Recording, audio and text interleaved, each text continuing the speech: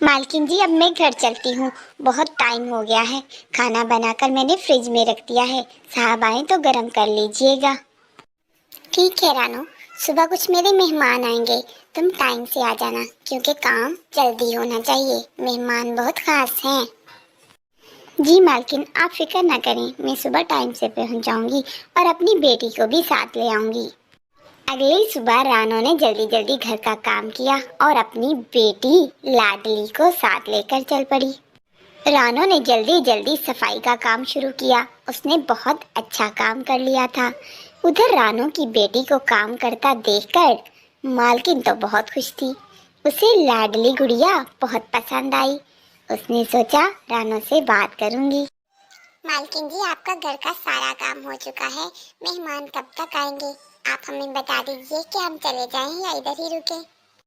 ठीक है, घर चले जाओ। मगर रानो, मुझे तुम्हारी बेटी बहुत अच्छी लगी है। मुझे ये अपने बेटे के लिए बहुत पसंद आई है। अरे मालकिन जी, कहाँ आप और कहाँ हम। मालिक और नौकर का कहाँ जोड़ बनता है। मुझे आपके ख्यालात अच्छे लगे, लेकिन आपका और हमारा क्या जोड़।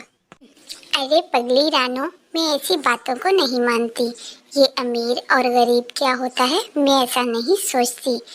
मालकिन जी, आपका बहुत बहुत शुक्रिया। आपकी सोच मुझे अच्छी लगी। रानो ने अपनी बेटी को लिया और घर की तरफ चली गई। वो दिल ही दिल में बहुत खुश थी। मामा, क्या आपने मालकिन को मेरे रिश्ते के बारे में हाँ कर दी है? हमारा उनका क्या जोड़ बनता है माँ? हाँ तो नहीं की बेटा, लेकिन मुझे ये रिश्ता बहुत माकूल लगा है। मालकिन बहुत अच्छी औरत है। वो हमारा बहुत ख्याल रखती हैं। ठीक है माँ, जैसे आपको ठीक लगे। मुझे आपके फैसले पर कोई एतराज नहीं। माँ बेटी की ये सारी बातें दूर बैठी गोरी ने सुन ली थी और गोरी तो भड़क उठी। अरे वाह रानो, तुम्हारे कारनामे! जिस घर में सारी जिंदगी काम किया, उसमें बेटी देने को आ गई। अरे ये ख्वाब गोरी ना पूरा होने देगी। फिर क्या था, जल भुनकर गोरी चली रंग में भंग डालने कालू से मशवरा करने।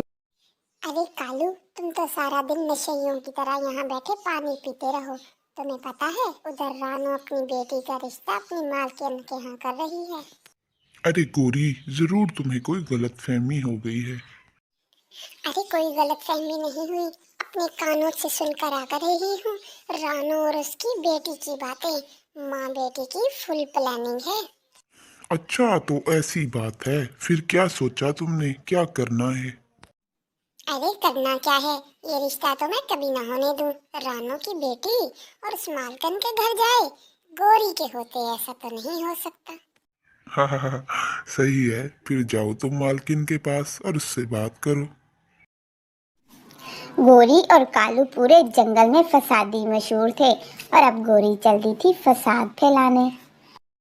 बहन जी, आपके बारे में बहुत सुना है। आप बहुत रहने वाले पंछियों का अच्छे से ख्याल रखती हैं, जबकि आपके घर आने वाली काम करने वाली रानो बिल्कुल भी अच्छी नहीं। गोरी, रानो को मैं बहुत अच्छे से जानती हूँ।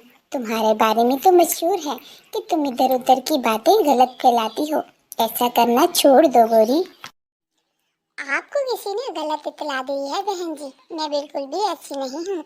मैं तो आपके भले के लिए आई थी कि रानो की बेटी से रिश्ता मत कीजिएगा। बहुत तेज है माँ बेटी।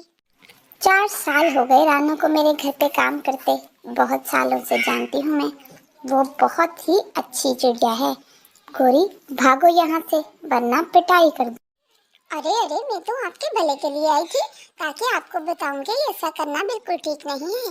लेकिन आपका तो कोई हाल नहीं, आप तो मेरी बात नहीं समझने वाली। गोरी, यहाँ तुम्हारी दाल नहीं गलने वाली। और मैं ऐसे चुगलखोरों की बातों पर यकीन नहीं करती। भागो यहाँ से, इससे पहले कि मैं नौकरों को बोलकर तुम्हें जूते मारकर यहाँ से निकलवाऊं। चुगलखोर कहीं की। विदा होकर वापस चल दी थी। गोरी की बहुत बेइज्जती हुई थी। प्यारे बच्चों, गलत बयानी और चुगलखोरी करने वालों का यही अंजाम होता है। अब गोरी शर्मिंदा सी घर के बाहर बैठी थी। वो कालू को भी नहीं बता सकती थी कि उसके साथ क्या हुआ।